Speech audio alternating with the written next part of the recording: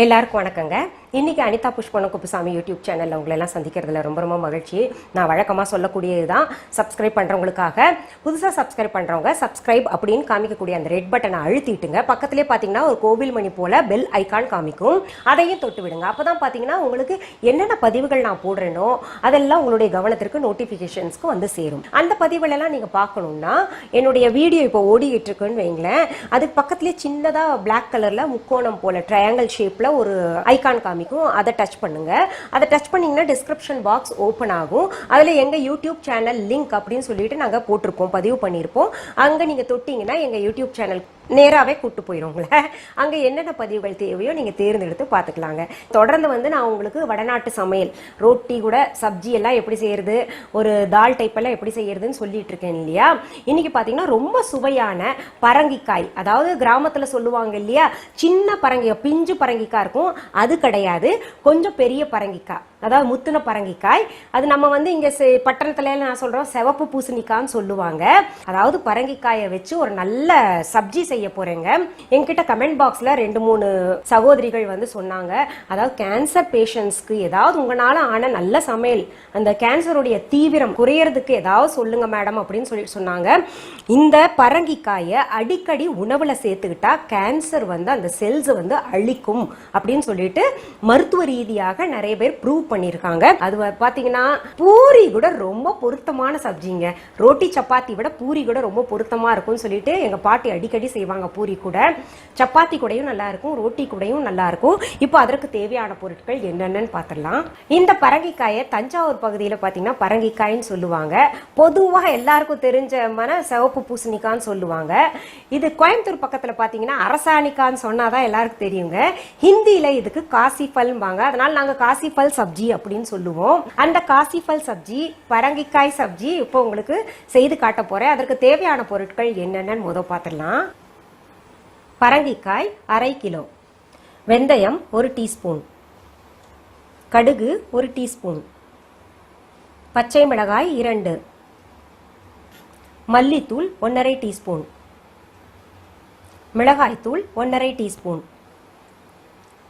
காஞ்ச மாங்காய் தூள் 1 டீஸ்பூன், பெருங்காயத்தூள் 1/2 டீஸ்பூன், கொத்தமல்லி இலைகள் 2 டேபிள் ஸ்பூன், உப்பு தேவையான அளவு,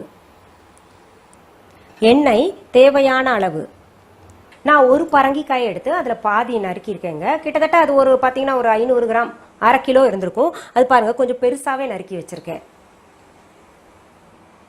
அப்புறம் பச்சை மிளகாயும் 2 எடுத்துட்டு சின்ன சின்ன துண்டுகளாக நறுக்கி வச்சிருக்கேங்க.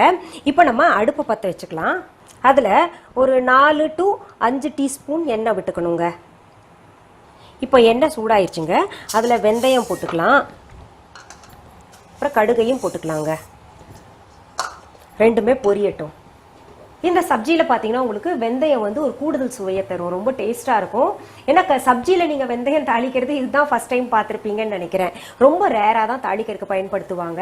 ஏன்னா அந்த பரங்கிக்காய் இனிப்பாக இருக்கும் இல்லையா, அதில் இந்த வெந்தயம் கூட நல்லா சேர்ந்தா ரொம்ப டேஸ்ட்டாக இருக்கும். நீங்கள் செஞ்சு பாருங்கள். நார்த் இந்தியன் சப்ஜியில் இன்னொன்று நீங்கள் கவனிச்சிருக்கலாம், கொத்தமல்லி இலைகள் மட்டும் தான் பயன்படுத்துகிறாங்க எல்லாத்துலேயுமே. கறிவேப்பிலை வந்து பயன்படுத்த மாட்டாங்க அதிகமாக, அது தால் செய்யும்போது தான் பயன்படுத்துவாங்க. இப்போ பாருங்கள் இது பொரிஞ்சிருச்சு. அடுத்தது நம்ம பெருங்காயத்தூள் போடணும். நான் ஏற்கனவே சொன்னேன்ல பெருங்காயத்தூள் அதிகமாக பயன்படுத்துவாங்கன்னு. பெருங்காயத்தூள் போட்ட உடனே இந்த பச்சை மிளகாய் சேர்த்துக்கணுங்க.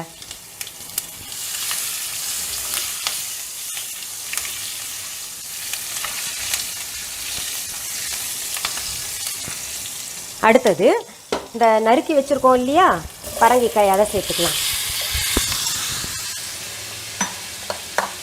அதில் மல்லித்தூள் சேர்த்துக்கலாம்,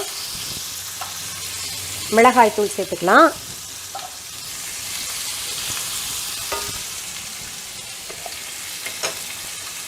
உப்பு தேவையான அளவு சேர்த்துக்கலாங்க.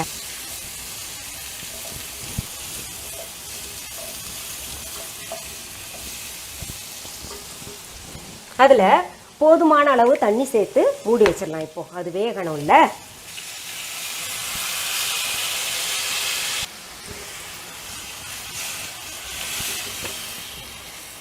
மூடி போட்டு மூடி வச்சிடலாங்க. அது நல்லா வேகட்டும். நடுவில் நீங்கள் கிளறி பார்த்துக்கணும். இப்போ இதுல காஞ்ச மாங்காய் தூள் சொல்லியிருக்கேன்ல, அந்த மாங்காய் தூள் இல்லைன்னா ஆப்ஷன் என்னன்னா மாங்காய் எடுத்து கொஞ்சம் துருவிக்கோங்க. ஒரு கிட்டத்தட்ட ஒரு 2 டேபிள் ஸ்பூன் அளவு மாங்காய் துருவிக்கோங்க. அப்படி மாங்காயும் இல்லையா, பிரச்சனையே இல்லை, கொஞ்சம் புளி எடுத்துக்கோங்க. புளியை கரைச்சு கடைசியில ஊற்றி நம்ம திக்கு சப்ஜி வந்து உங்களுக்கு இறக்கும் போது காமிக்கிறேன் எப்படி எந்த லெவல்ல புளி ஊற்றணும்னு சொல்லிட்டு திக்காக்கிட்டு இறக்கிடணுங்க. இப்போ நம்ம அடுப்புல வச்சதை நான் அடிக்கடி கிளறி விட்டேங்க, நல்லா வெந்து போச்சு. இப்போ என்ன பண்ணும், கொத்தமல்லி இலைகள் சேர்த்துக்கலாம். நல்லா குழைவாயிடணுங்க இந்த காய், பாருங்க நல்லா இப்படி குழைஞ்சிடணும்.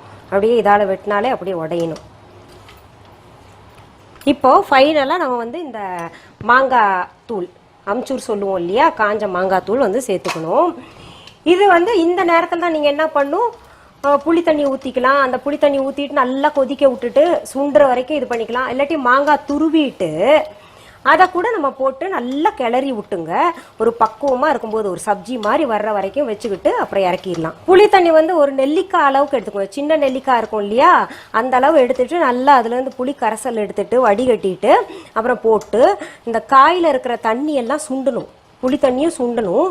சுண்டுற வரைக்கும் அதை நம்ம பக்குவமாக பெரட்டி பெரட்டி போட்டுங்க, அப்புறம் இறக்கிடலாம்.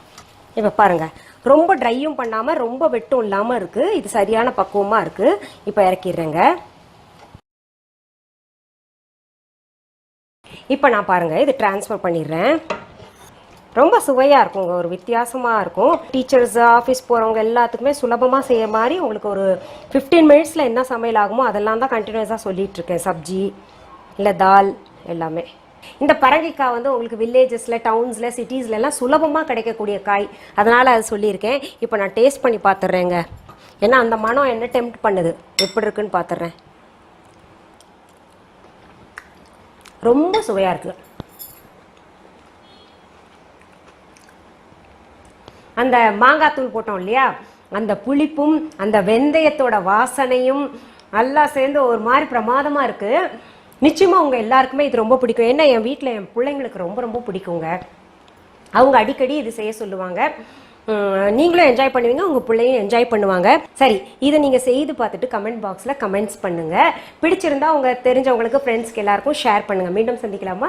நன்றி, வணக்கம். அன்பான வாடிக்கையாளர்களே, உங்கள் விஹா ஸ்டோரில் பூஜை பொருட்கள், சிலைகள், ராசிக்கற்கள், வாஸ்து பொருட்கள், விதைகள், பாரம்பரிய அரிசி வகைகள், சிறுதானியங்கள், ஆர்கானிக் பொருட்கள், மூலிகை எண்ணெய், மளிகை பொருட்கள், மரச்செக்கு எண்ணெய், மரப்பொருட்கள், வெள்ளி ஆபரணங்கள், கிஃப்ட் ஆர்டிகல்ஸ், காட்டன் மற்றும் பட்டு புடவைகள், காட்டன் சுடிதார்கள், பட்டு பாவாடை, குழந்தைகளுக்கான விளையாட்டு பொருட்கள், ஹை குவாலிட்டி இமிடேஷன் நகைகள், வீட்டு உபயோக பொருட்கள், ஜூட் பேக்ஸ், ஹேண்ட்மேட் சோப்ஸ், அழகு சாதன பொருட்கள், சிறுதானிய பிஸ்கெட்டுகள், ஹோம் அப்ளையன்சஸ், இன்னும் பற்பல பொருட்கள் விற்பனைக்குள்ளது. விஹா ப்ராடக்ட்களை நீங்கள் வாங்க விரும்பினால் அது எங்களுடைய viha.online வெப்சைட் மற்றும் சென்னை ராஜா அண்ணாமலைபுரத்தில் உள்ள எங்கள் விஹா ஸ்டோரில் மட்டுமே கிடைக்கும் என்பதை தெரிவித்துக் கொள்கிறோம்.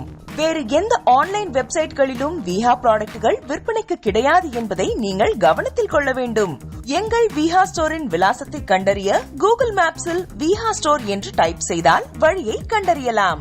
www.viha.online வெப்சைட்டிலும் விஹா ஸ்டோரின் அட்ரஸ் உள்ளது.